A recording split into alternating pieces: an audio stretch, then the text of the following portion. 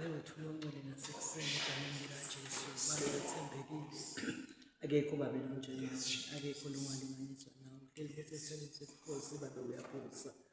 Wena wethembekile, uNkulunkulu mangalisakho. Siyakubonga nasekuseni, sibonga nje ngoba uthando lwakho. Babe uthusendela lona, nemsa wakho uthusendela wona. Babe uthule wethembekile, siyakubonga nasekuseni. Babe nayo inkonzo nje sicela nayo inkonzo ukuthi siyamukela ukuthi isandleni sakho. uNkulunkulu mangalisakho. Babe ngabakwethu Nkosi ngesikole. Kodwa wona Nkosi ukuze sicela sikwethemba wena Nkosi ngaye Jesu Kristu Nkosi yethu. Amen and amen. Praise God. Sifundo sokuqala sawufunza lihubo 107 uqala kuverse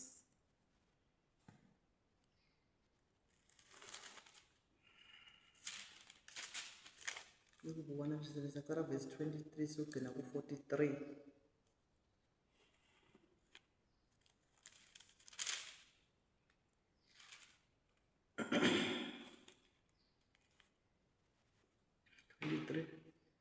Labanye babehla benyuka ngemikhumbi elwandle, babephila ngokuhweba, bayibona imisebenzi yasimakathe netimangaliso takhe ekujileni kwalo. Wakhuluma kwavuka sivunguvungu sadlondlobalisa emagagasi elwandle. Abathatha abajika etulo, aphinze abagobhoncise ekujuleni. Badzimate bathuthumeliswe kwesaba, banzayitela, bayenza njengomuntu nakadzakiwe. Lwati lwabo lofika lapho luphela khona. Base bakhala kusimakathe. Base sekulolonga usizi lwabo, wabakhulula kulo. Wathulisa ukugubhutela kwelwandle, emagagasi alo abinza. Bathukota ngoba kwaze kuba nokuthula. Wabaholela esikhumulweni lababeconze kuso. Akabonge simakathe ngemusa wakhe, ngekwentela abantu imisebenzi lemangalisayo. Abaphakamise emkhatsini wesive, bamdumise emhlanganweni webaholi. Imifula wayigucula yaba lihlane, tiyalutona taba lubhubhushi. Live lelivunzile laba lugagadvu ngenxa yebubi betakhamuti talo. Wagucula lihlane laba umena, umhlaba lowomile wamila tiyalo. Ulapho abeka khona labalambile, bacaba bakha khona imiti yabo. Bahlala batinda, balima emasimu, bahlanyela tivini, bavuna sivuno lesikhulu. Wababusisa banza kakhulu, netifuyo tabo tanza kakhulu. Babuye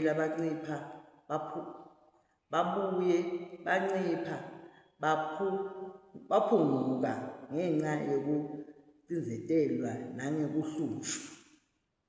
Wathela wedzelelwa kwetikhulu, wabazulazulisa ehlane lelide indlela. Kodwa waphakamisa labampofu, wabakhipha elusizini. Wenda imindeni yabo njengemihlambi yetimvu. Labaqotho bayakubona lo bajabule, kodwa bonke lababi bayawuthula. Lohlakaniphile akacapheli letintfo. Bantfu bayayicondzisisa imisebenzi yemusa wasimakathe. Akuthunyiswe uyise nendvodzana namoya wengcwele, njengoba bekunjalo ekuqaleni kusenjalo nyalo kuyaba njalo kude kube nini nanini. Amen. Isaiah 40, sifundo sekucala sitholakala ku-Isaiah 45 saqala uverse 14 sogcina ku-19.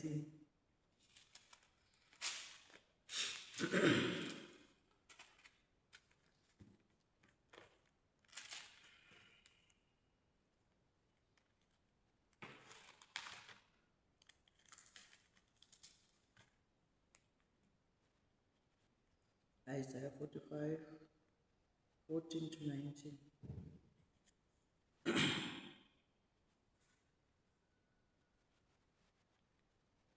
Naku lokusho nguSimakade uthi umkhicito waseGibhithe nalokuhwebiwe kwaseKushe kanye nalawo maseba bantfu laba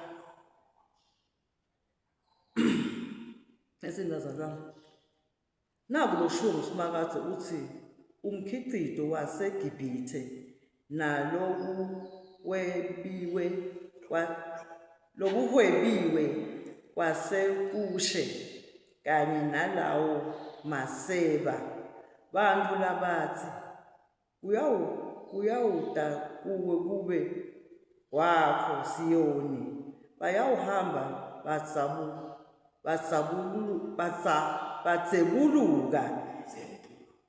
batsembuluka emva kwakho, bete kuwe baboshwe ngetingetane, bayawukhotsama embi kwakho, bakuncenga bathi ngempela uNkulunkulu unami futhi kude lomunye uNkulunkulu. Ngempela uNkulunkulu lotifihlako, awu uNkulunkulu nemsindisi wema-Israyeli. Bonke babumbi betithixo bahlazeke, bayawulahlwa badliwe ngemahloni kanye kanye. Kodwa Israyeli uyawusinziswa nguSimakade ngensinziso yaphakade. Ngingeke nidliwe ngemahloni noma nihlazeke phakade naphakade. Ngobe naku lokusho nguSimakade, lowo lowadala emazulu uNkulunkulu, lowo lowadala wabumba umhlaba wawusekela, akazange awudalele ukuthi ubete lutho, kodwa wawubumbela ukuthi uhlale bantfu. Uthi nginguSimakade kude lomunye,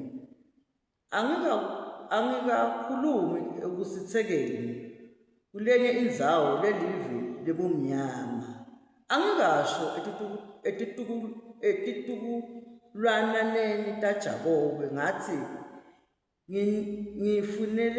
ngifuneleni lide. Mina Simakade ngikhuluma liqiniso, ngikhuluma loko lokulungile.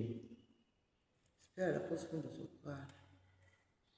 Isifundo sesibili sitholakala eTestamenteni Elisha waseKolose chapter 1, sawuqala ku-verse 24 siyogcina qhubeke chapter 2 sigcine ku-verse 7.